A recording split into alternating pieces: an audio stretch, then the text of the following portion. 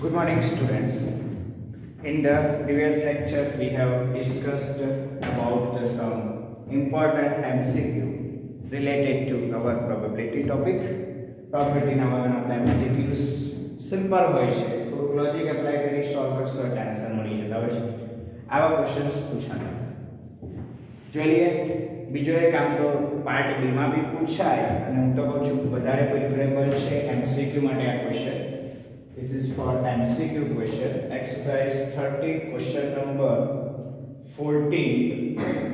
For MCQ, MCQ માટે બી important છે એટલે ધ્યાન રાખજો. કોઈ બી કોમ્પિટિટિવ એક્ઝામમાં આવા MCQ પૂછતા હોય છે. Question number 14. See, the question is, if each element of second order determinant is either 0 or 1. Second order determinant છે, that means number of rows 2, number of columns 2. There are 4 elements in your second order determinant. They are selected either 1 or 0. તમારા જે elements છે એ કાં તો 1 લેવાય, otherwise 0 લેવાય, બાકીના elements લેવાશે. Okay, what is the probability that the value of determinant is positive? તમારી જે ટોટલ ડિટર્મિનન્ટ જેટલા બી બનતા હોય by using 1 and 0, 2 by 2 determinants you have to find out how many determinants are there.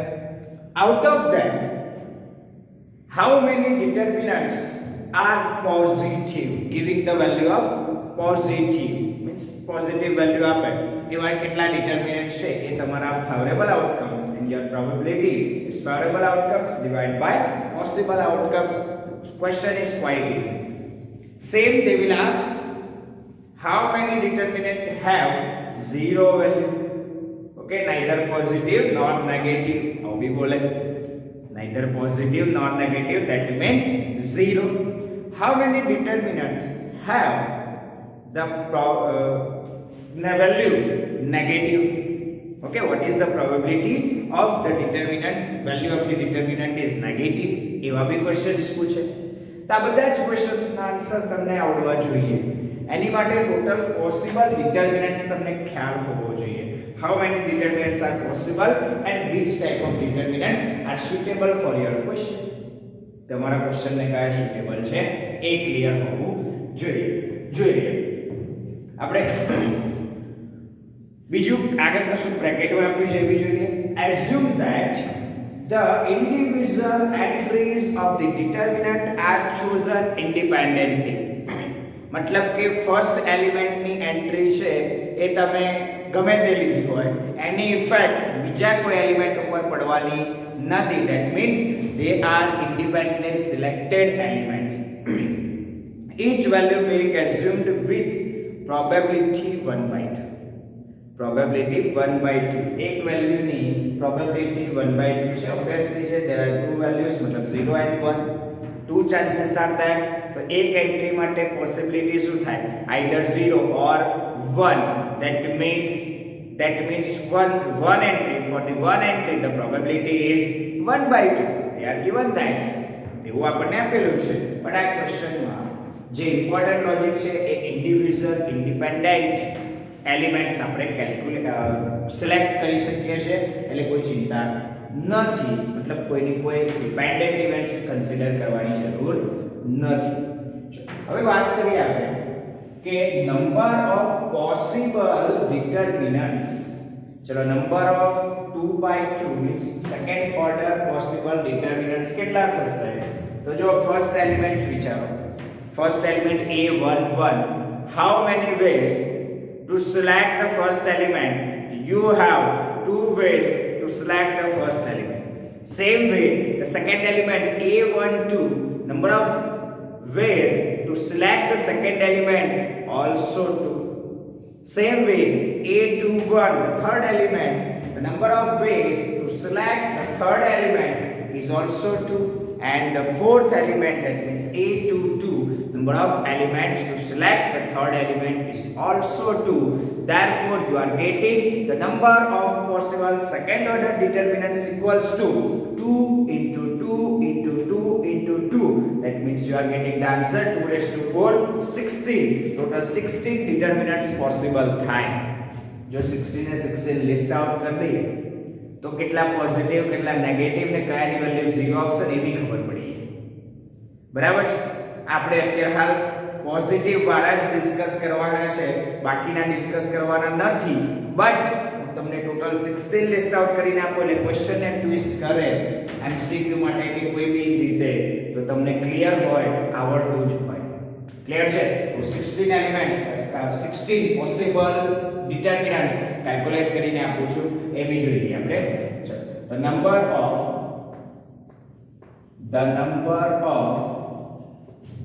possible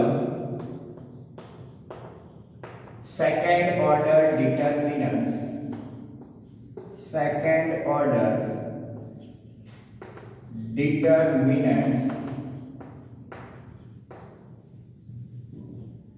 equals to, so number of possible second order determinant કેટલા થશે? 2 raised to 4 means 16 determinants are possible. Okay, I am listing out all the 16 determinants here. બધા 16 determinants list out કરું છું, ધ્યાન રાખજો. બહુ જ easy છે, કઈ અઘરી વસ્તુ નથી. બરાબર? they are listed below. Actually में एग्जाम में लिस्ट आउट नहीं करो ने तो ચાલશે, બટ હું અત્યારે એટલા માટે લિસ્ટ આઉટ કરું છું કે જો એમસીક્યુ માં ટ્વિસ્ટ કરીને પૂછે કે નેગેટિવ કેટલા, પોઝિટિવ વેલ્યુ કેટલાની, નેગેટિવ વેલ્યુ કેટલા છે અને ઝીરો વેલ્યુ કેટલાની છે એ તમને અહીંથી ખબર પડશે. જોઈએ. ચલો ફર્સ્ટ ડિટરમિનન્ટ જેને આપણે D1 કહીએ છીએ. D1 all the elements selected 0 0 0 0. બધા જ elements 0 0 0. The second determinant D2 જેના એલિમેન્ટ્સ ફર્સ્ટ 1 લઈ લઈએ, rest of them are 0. Okay, D3 the third determinant having first 0, second element 1, rest are zeros. Same way D4 0 0 1 0. Okay, एक element change करता है એટલે clear થાય. D5 0 0 0 1. चलो D6 બે 1 લો અને બે 0 લો. બરાબર? ચલો 1 1 0 0. હજુ તમે ઇન્ટરચેન્જ કરી શકો ને, આ 1 1 અહીં લાવો, આ બે 0 લઈ લો. That means you are getting D7 which is equals to 1 0 1 0. D8 which is equals to 1 0 0 1. Okay, હજુ બી પોસિબિલિટી છે. પોસિબલ છે ફર્સ્ટ એલિમેન્ટ જે 1 1 રાખ્યો છે ને ત્રણ કેસમાં એને 0 કરી બાકીના બે 1 1 રાખવાનો ટ્રાય કરો. That means you are getting D9 equals to 0 1 0 1 1 0. Yes, possible છે. જો ખાલી રિપીટ ના થાય, સેમ ના આવી જવું એ જોતા રહેજો. ખાલી D10 ટોટલ 16 લિસ્ટ આઉટ કરવાના છે, થઈ જશે 0 1 0 1.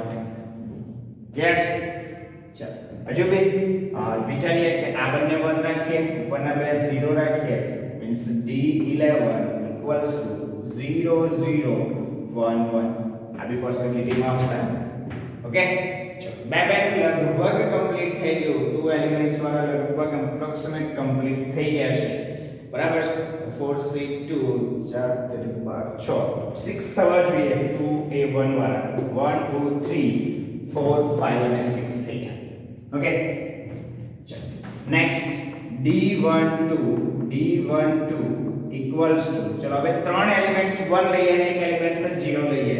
તો પહેલો 1 1 1 0 1 1 1 0. ચલો નેક્સ્ટ D13 1 0 1 1. 0 નું લોકેશન આપણે ચેન્જ કરીએ છીએ. એક કામ કરી પહેલા આવી લઈએ, સિક્વન્સ વાઇઝ છે ને, આ લાસ્ટમાં છે તો એ લઈએ. પછી next D14 is given by 1 0 1 1 and the last D15 last 0 અહીંયા લખીએ એટલે 0 1 1 1 and last one 4 zeros all 4 1 ચારે ચાર 1 યુઝ કરો, કોઈ બી 0 યુઝ કરવાની જરૂર નથી. ટોટલ જોઈને બધા જ ડિફરન્ટ છે અને 16% મેં રાઈટ ડાઉન કરી. એક્ઝામમાં પાર્ટ બી માં નહીં લખો તો ચાલશે. ઓકે છે, ક્લિયર. હવે જોઈ લઈએ આપણા ફેવરેબલ આઉટકમ્સ. ઓકે, તો ફેવરેબલ આઉટકમ્સ કયા કયા થશે? તો આપણે શું જોઈએ છે? તો we have required only the determinants having positive values. We required the determinants having positive values. ચલો આમાંથી પોઝિટિવ વેલ્યુઝ જેટલાની હોય એ રાઈટ કરો. વેલ્યુઝ કેલ્ક્યુલેટ કરતા આવડે છે. ચલો આની વેલ્યુ 0. જો 0 વેલ્યુ ના પૂછે તો આ ફેવરેબલ માં કન્સિડર કરવાનું. ચલો આની 0, આની 0, આની 0, આની 0, આની 0, સેમ વે આની બી 0, આની 1. જોઈ લો 1 એટલે આપણો એક ફેવરેબલ થઈ ગયો D8. ચલો આની વેલ્યુ -1 નેગેટિવ છે, નેગેટિવ માં આવે. ચલો આની વેલ્યુ 0, આની વેલ્યુ 0, આની વેલ્યુ -1 નેગેટિવ માં આવશે. ચલો આની વેલ્યુ +1 પોઝિટિવ માં આવશે. આની વેલ્યુ +1 પોઝિટિવ માં આવશે. આની વેલ્યુ -1 નેગેટિવ માં આવશે. આની વેલ્યુ 0 એટલે જોજો મેક્સિમમ વેલ્યુઝ 0 વાળા મેક્સિમમ છે. નેગેટિવ વાળા 3 થાય છે, પોઝિટિવ વાળા બી 3 થાય છે, બાકીના રહ્યા 10 એ બધા 0 વાળા હશે. દેખાય છે? ચલો તો the favorable outcomes, the determinants having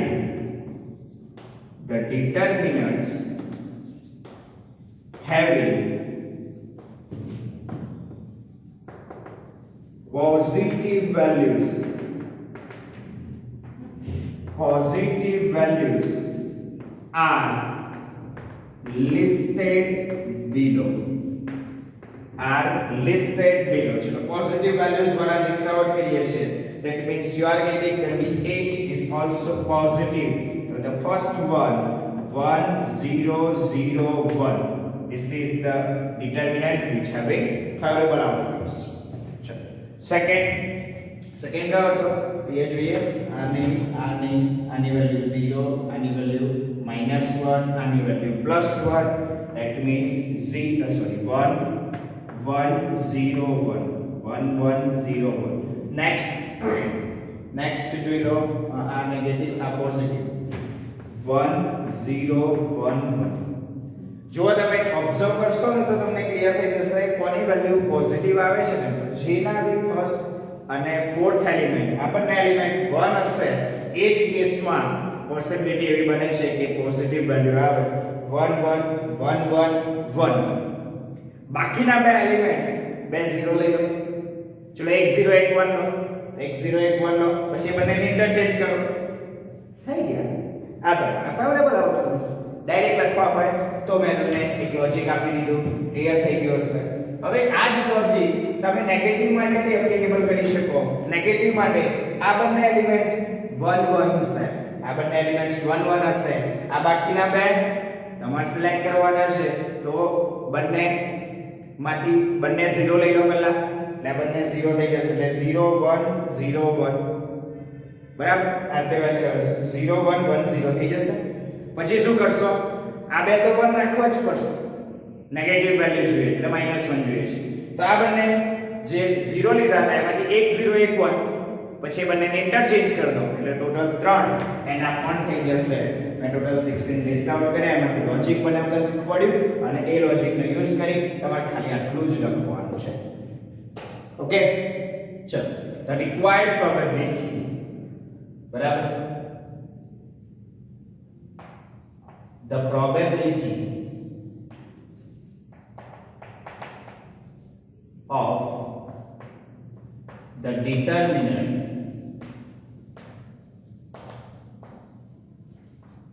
having positive values is our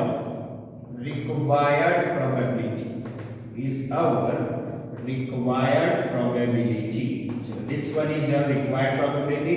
Now required probability equals to required probability equals to your favorable outcomes, number of favorable outcomes,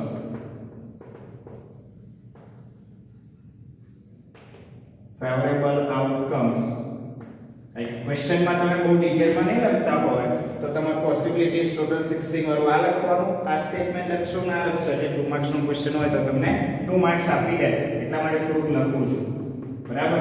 number of possible outcomes, બરાબર, number of possible outcomes, therefore you are getting the answer 3 by possible outcomes 16 determinants are possible, that means 3 by 16 is your required probability. Therefore the niche statement લખી દેશો, the probability of the determinant having positive values is 3 by 16. Negative में भी 3 by 16 જ આવશે and 0 માં કેટલી આવશે તો 10 by 16 બાકી રહ્યા બધામાં 0 વેલ્યુઝ આવે છે, જોઈ લેજો તમે. 10 by 16 અને એની પ્રોબેબિલિટી કેલ્ક્યુલેટ કરશો એટલે 5 by 8 આવી જશે. ક્લિયર છે? તો બહુ જ ઈઝી. મેં 3 ક્વેશ્ચન આજ ક્વેશ્ચન ને રિલેટેડ કમ્પ્લીટ કરાયા, મતલબ સમજાયા. એક્ઝામમાં પૂછાય ટ્વિસ્ટ કરીને તો ક્લિયર હોવું જોઈએ, આવડવું જોઈએ. Okay, there are high chances to twist this type of question. Okay, તો જોઈ લો એકવાર ફટાફટ. પછી બીજો એક આવો જ ક્વેશ્ચન જે થોડોક લોજિકલ છે, એમસીક્યુ માટે કામનો છે, એવો જોઈ લઈએ.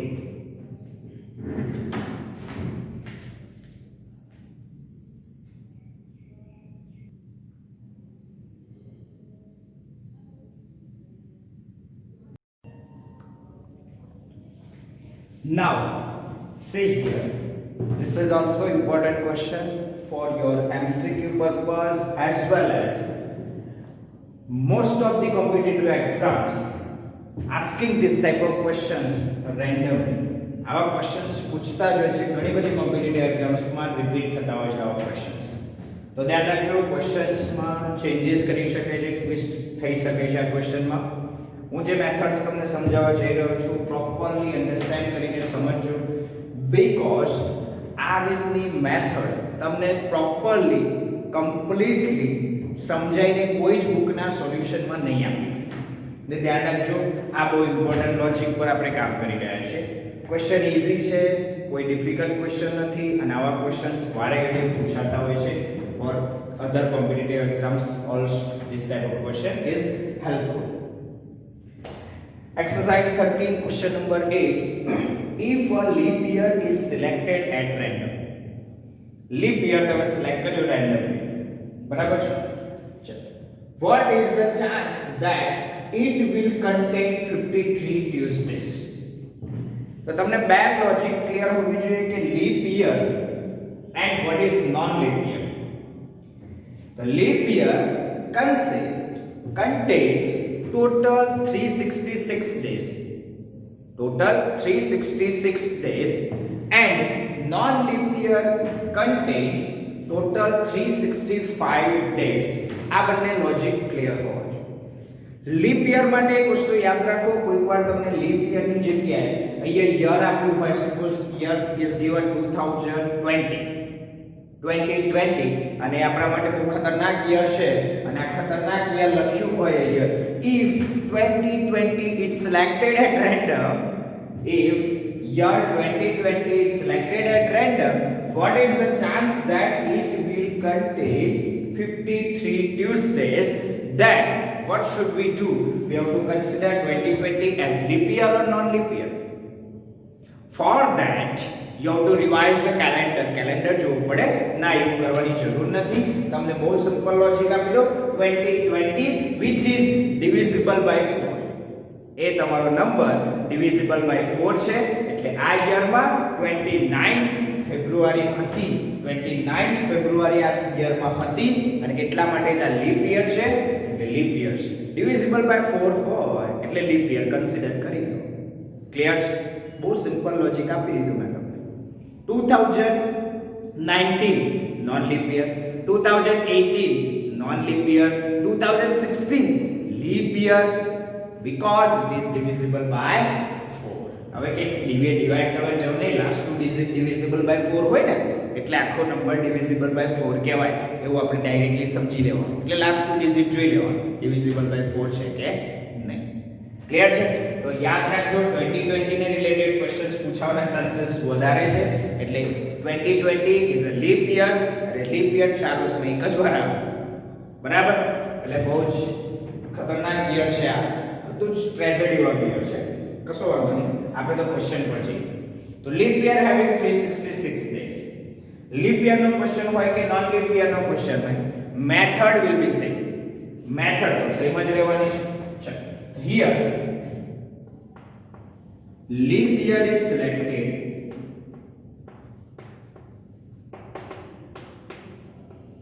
Okay, therefore total number of days equals to total number of days. हम तो आपने क्वेश्चन में कैलकुलेशन લખવું ને, અહીંયા જે ડિસ્ક્રિપ્શન લખવું ને બહુ અઘરી વસ્તુ છે. કોઈ બુક માં પ્રોપર ડિસ્ક્રિપ્શન ના આપ્યું હોય. Total number of days equals to 366. Total કેટલા ડેઝ થઈ ગયા? 366 days are there. હવે તમારે જ્યારે કેલ્ક્યુલેશન કરવાનું આવે ને ત્યારે 366 એમાં ટોટલ નંબર ઓફ ટ્યુઝડેઝ તમારે કેલ્ક્યુલેટ કરવા હોય તો કેવી રીતે થાય? તો પહેલા કરું તો 366 divide by number of days, મતલબ ટોટલ 7 ડેઝ તમારી પાસે અવેલેબલ છે. એટલે શું કરશો? 366 ને 7 થી ડિવાઇડ કરો. 7 days available છે, Monday, Tuesday, Wednesday, Thursday, Friday, Saturday, Sunday. 7 days से divides करसो, therefore you are getting the answer 7 4s are 7 5s are 35 1 6 7 2s are 40. The remainder is 20. આનો મીનિંગ સમજી લો. મેં ડિવાઇડ કર્યો એનો મીનિંગ સમજાવું તમને. Here total 52 weeks are there. Total કેટલા weeks આવશે? 52 વીક્સ આવશે. 7 થી મે ડિવાઇડ કર્યો, that means એક વીક કન્સિડર કરી શકાય. 7 days as a one week. Therefore the question જે આયો એ શું રિપ્રેઝન્ટ કરશે? Total 52 weeks are there. We can write 366 equals to 52 weeks in per week 7 days. Per week 7 days plus 2 days extra. 2 days extra. Clear? आज calculation में जो leap year ना हो, मतलब कि नॉन लीप ईयर हो, तो 365 divide by 7 करसो, then you will get 7 5s are 35. You will get 15 here. 7 2s are 14. The rest day 1. Therefore you can write 365 equals to 52 into 7, 52 weeks. Per week 7 days, 52 into 7 days plus 1 day extra. एक दिवस तुम्हारो extra વધશે. Okay, clear છે આ વસ્તુ? 365 days હોય તો આ રીતે એક દિવસ એક્સ્ટ્રા વધે. 366 ડે હોય તો 2 દિવસ એક્સ્ટ્રા વધે. હું કેલ્ક્યુલેશનમાં બધું જ લોજિક સમજાવતો જાઉં છું એટલે તમને ક્લિયર થઈ. ઓકે, આ થઈ ગયું લીપ યર અને નોન લીપ યર બંનેનું કેલ્ક્યુલેશન. ઓકે, હવે જોઈ લો 52 વીક્સ આર અવેલેબલ. જો 52 વીક્સ અવેલેબલ હોય તો કેટલા સન્ડે આવે? 52 સન્ડે. કેટલા મંડે આવે? 52 મંડે. 52 ટ્યુઝડે 52. હવે કોઈ બી ડે હોય કેટલી વખત આવવાનો? તો every year having 52 day. Any day હું એમ કહું છું 52 Sunday, Monday, Tuesday, Wednesday, Thursday, Friday, Saturday અને આ બધાનું ટોટલ કરો એટલે 52 into 7 એટલે 364 ડેઝ થઈ ગયા. બાકીના બધા એક કે બે જે હોય યર પ્રમાણે હોય. ઓકે, હવે બાકીના જે વધ્યા ને એ તમારું વિચારવાનું છે. બટ એના પહેલા એક નંબર સિમ્પલ ક્વેશ્ચન્સ કમ્પ્લીટ કરાવું. એક સિમ્પલ ક્વેશ્ચન્સ તમને પૂછી લઉં. I am asking the simple question. What is the probability in a year? Leap કે નોન લીપ યર એવું સ્પેસિફાઈ ના કરી હોય તો વિચાર. in a year having 52 Sundays, 52 Sundays હોય and what is the probability? શું probability થશે? સિમ્પલ યાર, કેટલી probability થાય? બરાબર, તો એ કેલ્ક્યુલેશન તમને ક્લિયર જ હોય ભાઈ 52 સન્ડે તો આવે જ, ચાહે લીપ યર હોય યા નોન લીપ યર હોય. તો અહીંયા એક્સ્ટ્રા ક્વેશ્ચન્સમાં હું લખી રાખું છું કે આ ક્વેશ્ચન ધ્યાન રાખજો. What is the probability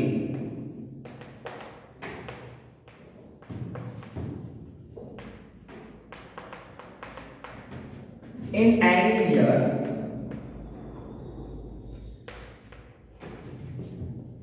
having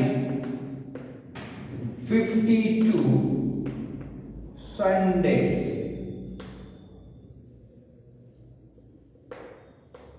Clear? In any year, what is the probability having 52 Sundays? So always we are clear that leap year hoy ke non leap year hoy 52 Sunday average, it is sure event, and the probability of your sure event is 1. Therefore your required probability equals to 1. Sure છે 52 Sunday આવે 52 મંડે આવે 52, હવે કોઈ બી day change કરે તો બી clear હોય. હવે leap year કરે કે નોન લીપ યર કરે તો બી 52 સન્ડે 52 મંડે 52 ટ્યુઝડે આવવાના જ છે. It is clear. ખબર પડી? આ ક્લિયર થઈ ગયું તમને આ છે. સારું, હવે 53 ક્યારે આવે?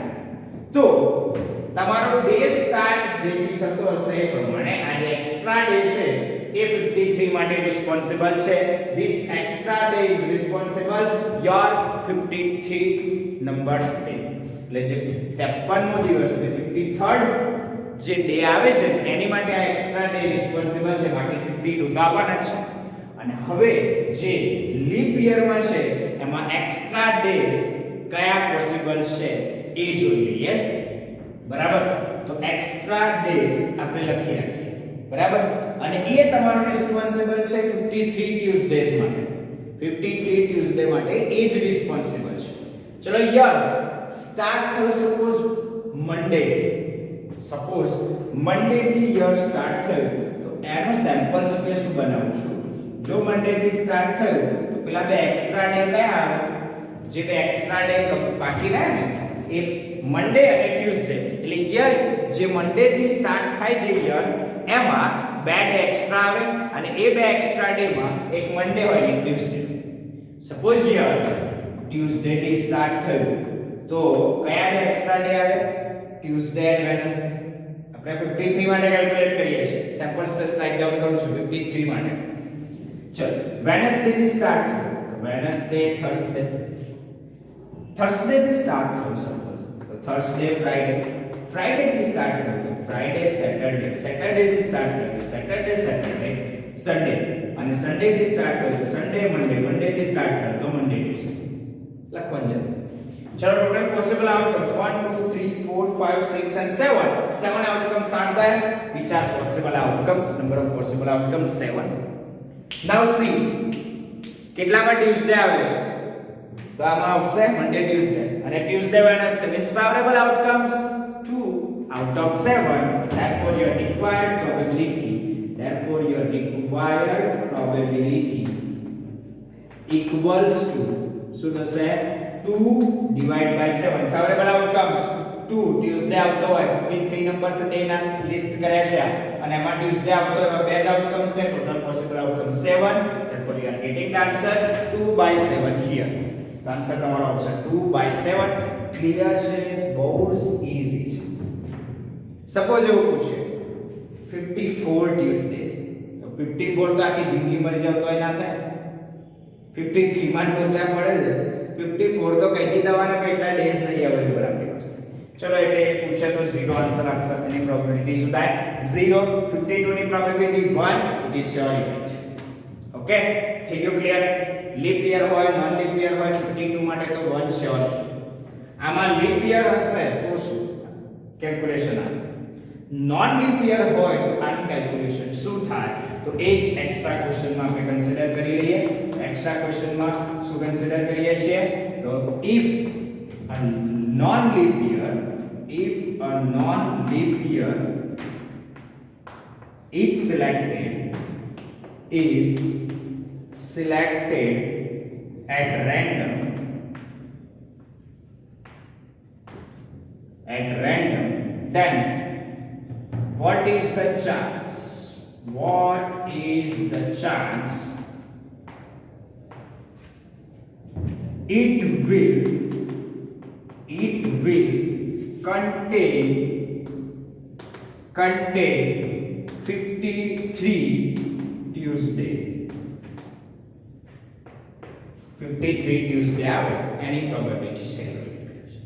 જો લો નોન લીપ યર છે, that means number of days 365, 52 into 7, 52 weeks આવે છે એટલે 52 ટ્યુઝડે આવશે જ. અને એક એક્સ્ટ્રા ડે પડ્યો એ આપણો ટ્યુઝડે છે કે શું છે ચેક આઉટ કરવું પડશે. જે એક્સ્ટ્રા ડે છે એનો સેમ્પલ સ્પેસ રાઇટ ડાઉન કરીએ. there is only one extra day, તો આપણો ડે સ્ટાર્ટ થાય. સપોઝ યર સ્ટાર્ટ થાય છે મંડે થી, તો એ મંડે હોય એક્સ્ટ્રા ડે. ટ્યુઝડે થી સ્ટાર્ટ થાય તો ટ્યુઝડે હોય. વેનસડે થી સ્ટાર્ટ થાય તો વેનસડે હોય. થર્સડે થી સ્ટાર્ટ થાય તો થર્સડે હોય. ફ્રાઈડે થી સ્ટાર્ટ થાય તો ફ્રાઈડે હોય. સેટરડે થી સ્ટાર્ટ થાય તો સેટરડે હોય. સન્ડે થી સ્ટાર્ટ થાય તો સન્ડે હોય. ઓકે, ચલો તો આમાં કેટલા ફેવરેબલ આઉટકમ્સ થયા? ઓન્લી વન, એક જ ટ્યુઝડે. બાકીના ટોટલ 7 આઉટકમ્સ છે. therefore your required probability equals to શું થશે તમારી required probability ભાઈ? આ કેસમાં 1/7. બહુ સિમ્પલ છે, બહુ સિમ્પલ છે. પડી ગયું? ચાલો તા થયું તમારી યરને રિલેટેડ કેલ્ક્યુલેશન. હવે મંથ નું રિલેટેડ ક્વેશ્ચન કેલ્ક્યુલેશન વ્યૂ તમને શીખવાડી દો. બહુ સિમ્પલ છે. મંથ ને રિલેટેડ ક્વેશ્ચન. x બરાબર, what is the probability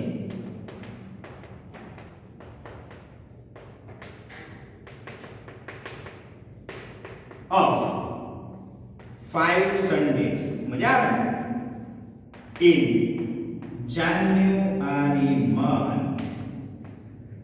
January monthમાં 5 Sundays આવે એટલે 5 રજા મળે. મજા આવી, બરાબર? તમે ગણતા હો છો, કેલ્ક્યુલેશન મારતા હો છો. ચલો તો જાન્યુઆરી મંથમાં ટોટલ નંબર ઓફ ડેઝ 31. કેટલા ડેઝ હોય ભાઈ જાન્યુઆરી મંથમાં? 31 ડેઝ આર ધેર. અને આપણા 7 ડેઝ થી ડિવાઇડ કરીએ. therefore you are getting 7 4s are 28. the rest remainder is 3. मतलब 31 days can be written as 4 weeks into 7 days plus 3 extra days. 4 week આવે મતલબ 4 સન્ડે તો કન્ફર્મ છે આવવાના જ. 4 મંડે કન્ફર્મ. ક્લિયર? એટલે જો એવું પૂછે કે એ 4 સન્ડેઝ ઇન જાન્યુઆરી મંથ, તો 4 સન્ડે તો આવે જ ભાઈ, હરેક મંથમાં આવે. તમે ડાયરેક્ટલી લખી શકો. શું લખશો? 4 Sundays in January month having probability 1 આવવાના છે. બટ 5 નું પૂછે ત્યારે કેલ્ક્યુલેશન આવશે. જો 5 નું પૂછે તો 4 into 7 plus 3 days extra complete થાય. 3 days extra જે રહ્યા ને એ extra days નું કેલ્ક્યુલેશન આપણે કરીએ છીએ. મતલબ કે એની પોસિબિલિટી રાઇટ ડાઉન કરીએ કે 3 એક્સ્ટ્રા ડે કયા હોય. તમારો જાન્યુઆરી મંથ છે, સપોઝ મંડે થી સ્ટાર્ટ થયો તો એ 3 એક્સ્ટ્રા ડે મંડે, ટ્યુઝડે, વેનસડે આવશે. જો ટ્યુઝડે થી સ્ટાર્ટ થયો તો ટ્યુઝડે, વેનસડે, થર્સડે આવશે. ક્લિયર છે? વેનસડે થી સ્ટાર્ટ થયો વેનસડે, થર્સડે, ફ્રાઈડે. થર્સડે થી સ્ટાર્ટ થયો તો થર્સડે, ફ્રાઈડે, સેટરડે. ફ્રાઈડે થી સ્ટાર્ટ થયો તો ફ્રાઈડે, સેટરડે, સન્ડે. સેટરડે થી સ્ટાર્ટ થયો તો સન્ડે, સેટરડે, સન્ડે, મંડે. અને સન્ડે થી સ્ટાર્ટ થયો તો સન્ડે, મંડે, ટ્યુઝડે. મંડે થી સ્ટાર્ટ થયો ફરી આના રિપીટ થાય એટલે લખવાની જરૂર નથી. ચલો ટોટલ પોસિબલ આઉટકમ્સ 1 2 3 4 5 6 7. એમાંથી ફેવરેબલ આઉટકમ્સ તમારે શું જોઈએ? સન્ડે. સન્ડે માટે જોઈ લો. આમાં નહીં, આમાં નહીં, આમાં નહીં, આમાં. અરે આ સેટરડે છે. આ રહ્યો સન્ડે. 1 2 3 પોસિબલ આઉટકમ્સ છે સન્ડે માટેના. therefore required probability શું થઈ જશે તમારી? required probability equals to કેટલી થાય ભાઈ? 3/7. એક સિમ્પલ ક્વેશ્ચન જોઈએ, બરાબર? સાવ extra question. what is the probability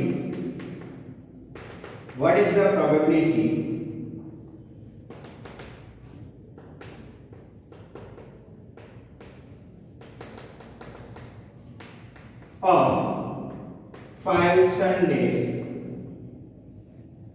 in February month of leap year. Leap year ના ફેબ્રુઆરી મંથમાં 5 સન્ડેઝ આવે એની પ્રોબેબિલિટી જોવી છે આપણે કેલ્ક્યુલેટ કરવી છે ધ્યાન રાખજો ચલો લીપ યર છે ધેટ મીન્સ ફેબ્રુઆરી મંથમાં કેટલા days 29 days 29 divide by 7 you are getting the answer 4 into 7 plus 1 extra day અને એ એક્સ્ટ્રા ડે માટેની પોસિબિલિટી આપો બરાબર તેમાં 5 સન્ડેઝ આવે એની પ્રોબેબિલિટી 1/7 ઓકે ચલો our next question what is the probability of